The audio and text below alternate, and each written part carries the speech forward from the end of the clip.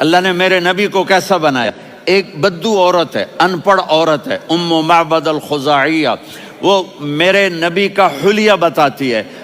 آپ کو ترجمہ کر کے سناؤں گا، لیکن آپ الفاظ کا ردم اور الفاظ میں میوزک وہ آپ سب محسوس کریں گے. وہ بدو عورت کہتی ہے رأیت رجلا ظاہر الوضاء ابلج الوجه حسن الخلق لم تعبه ثجلة ولم تزر به سعلة وصيم قصيم في عينيه دعج في أشفاره وطف في صوته سحل في لحيته كثافة في عنقه سطع وصيم قصيم أكحل أحور أزج أقرن إن تكلم علاه البهاء وإن سكت فعلاه الوقار وكأن منطقه خرزات نظم ينحدرن. اللہ، پتہ چلا کہ الفاظ کا ردم. وہ کوئی بولو تو صحیح، کیا ردم ہے. اب ترجمہ سنو.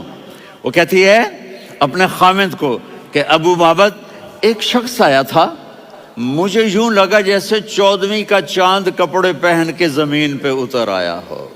سبحان اللہ، کیا کہ انتہائی خوبصورت، انتہائی حسین و جمیل، پیٹ نکلوا نہیں کہ بدصورت ہو جائے. کہا اتنا خوبصورت تھا کہ سر سے پاؤں تک حسن اس کا غلام تھا، خوبصورتی اس کی باندھی تھی، اور میں جدھر سے دیکھتی تھی مجھے حسن ہی حسن نظر آتا تھا. اور جب میں اس کے چہرے پر دیکھتی تو میری آنکھ نہیں بھرتی تھی، میرا جی چاہتا تھا میں دیکھتی جاؤں دیکھتی جاؤں دیکھتی جاؤں، میرا دل نہیں بھرتا تھا. کون؟ وسیم. وسیم اسے کہتے ہیں جس کو دیکھنے سے دل نہ بھرے. قسیم، جدھر سے دیکھو حسن ہو، اسے کہتے ہیں قسیم، کہ اس کی آنکھیں بڑی موٹی. احور، ادعج، اشکل، انجل، ابرج، اہدب، یہ سب میرے نبی کی آنکھوں کی تعریف ہے. ان 5-6 الفاظ کا ایک مطلب ہے کہ اللہ نے کائنات میں ایسی حسین آنکھ کسی کی بنائی نہیں تھی.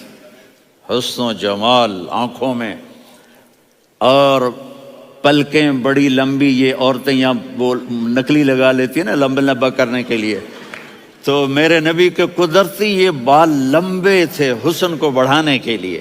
داڑھی بڑی خوبصورت تھی. زبان میں، آواز میں جادو تھا، آواز میں کشش تھی، آواز میں ایک ایسا دل کھنچتا تھا.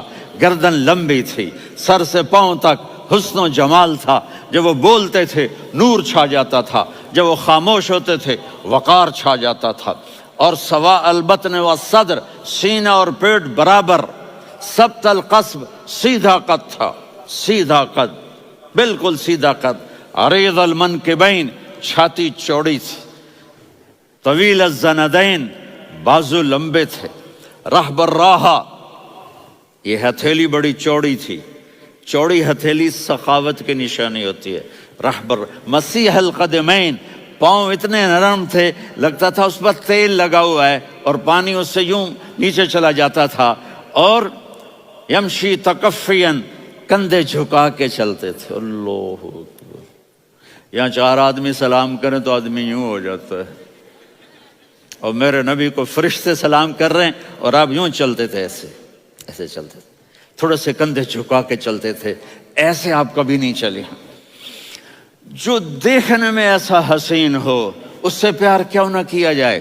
خاندان اونچا ہو تو آدمی اس کی قدر اور عظمت کرتا ہے. میرے نبی کا خاندان کیا ہے؟